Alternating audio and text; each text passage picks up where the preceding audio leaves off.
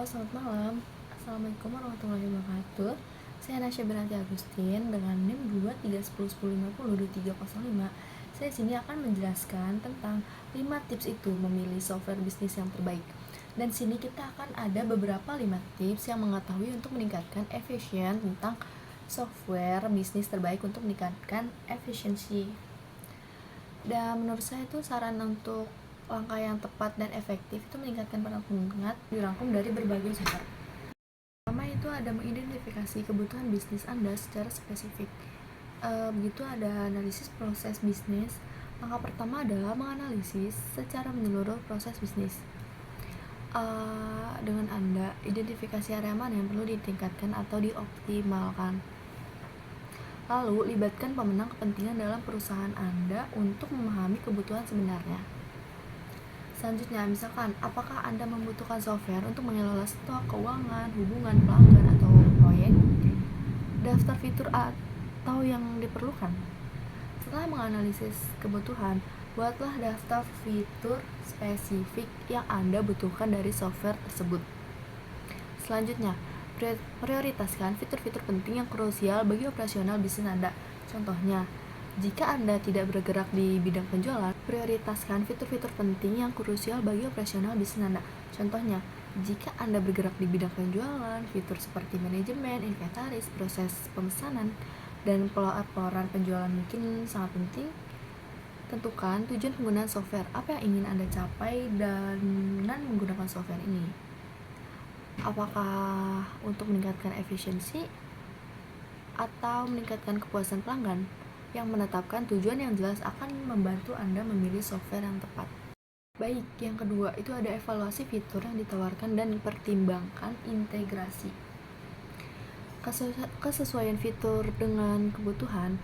Pastikan software yang Anda pilih itu menawarkan fitur-fitur yang sesuai dengan kebutuhan bisnis Anda. Ya, mungkin jangan terpaku pada software non-fitur yang terlalu banyak jika Anda membutuhkannya, karena hal ini bisa membebani biaya dan kompleksitas penggunaan. Selanjutnya, integrasi dengan sistem yang ada. Pertimbangkan apakah software tersebut dapat diintegrasikan dengan sistem yang sudah Anda gunakan, seperti sistem akuntansi, CRM, atau platform e-commerce. Ya, integrasi yang baik akan mempermudah pertukaran data dan terjadinya duplikasi data. Integrasi dengan sistem yang Anda. Pertimbangkan apakah software tersebut dapat diintegrasikan dengan sistem yang sudah Anda gunakan, seperti dengan sistem akuntansi, CRM, atau platform e-commerce. Integrasi yang baik akan mempermudah pertukaran data dan menghindari terjadinya peraplikasian data. Selanjutnya, skalabilitas. Pilihlah software yang dapat Anda diskalakan sesuai dengan pertumbuhan bisnis Anda. Software yang baik harus mampu menangani peningkatan volume data dan transaksi seiring dengan perkembangan bisnis Anda. Selanjutnya itu ada yang ketiga. Yang ketiga itu pertimbangkan keamanan, aksesibilitas, dan dukungan. Yang pertama itu keamanan data.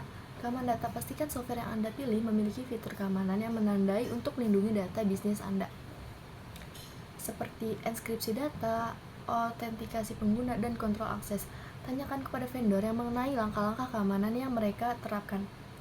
Itu yang pertama itu ada aksesibilitas. Pertimbangkan kemudahan akses software, apakah Anda dapat diakses secara online, yang berarti itu cloud-based, atau offline, yang berarti on-premise. Pilihlah yang sesuai dengan kebutuhan dan preferensi Anda. Jika Anda membutuhkan akses dari berbagai perangkat dan lokasi, software berbasis cloud mungkin lebih cocok. Yang selanjutnya itu ada dukungan dan layanan pelanggan. Pastikan vendor software menyediakan dukungan dan layanan pelanggan yang responsif dan berkualitas. Hal ini tentunya teknis atau pertanyaan yang mungkin timbul selama penggunaan software. Selanjutnya itu nomor 4. Nomor 4 itu ada analisis biaya dan uji coba. Analisis biaya total, itu total biaya pemilikan software atau TCO, biaya pembelian atau langgan, biaya implementasi, biaya pelatihan, dan biaya perawatan. Bandingkan biaya ini dan dengan manfaat yang Anda peroleh dari penggunaan software. Next, uji coba gratis dan demonstrasi. Manfaatkan fitur uji coba gratis atau demonstrasi yang ditawarkan oleh vendor. Hal ini memungkinkan Anda untuk mencoba langsung software dan memastikan bahwa software tersebut sesuai dengan kebutuhan dan harga Anda.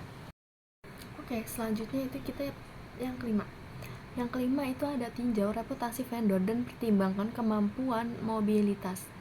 Reputasi vendor, cari tahu reputasi vendor software melalui ulasan online, testimoni pelanggan, atau referensi dari rekan bisnis. Pilihlah vendor yang memiliki reputasi baik dan terpercaya. Yang kedua itu kemampuan mobilitas.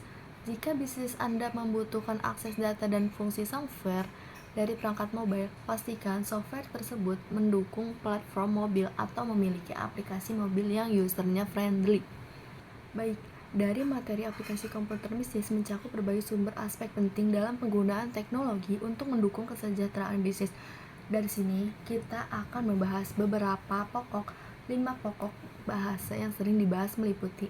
Yang pertama itu ada pengantar aplikasi yang memahami dasar-dasar penggunaan software seperti Microsoft Word dan Excel untuk pengelolaan data dan dokumen. Yang kedua itu ada fungsi dan formula yang menggunakan formula matematis, fungsi logika, dan fungsi statistik dalam spreadsheet untuk analisis data. Yang ketiga, pengelolaan data. Teknik pengelolaan data menggunakan aplikasi basis data seperti Microsoft Access. Nah, selanjutnya itu yang keempat. Yang keempat itu ada manajemen proyek, alat dan teknik untuk merencanakan, melaksanakan, dan mengawasi proyek dengan efisien. Dan yang kelima itu selanjutnya ada sistem informasi manajemen, itu yang menggunakan software untuk mengelola informasi yang mendukung pengambilan keputusan dalam bisnis. Kurang lebihnya dari saya, mohon maaf. Wassalamualaikum warahmatullahi wabarakatuh.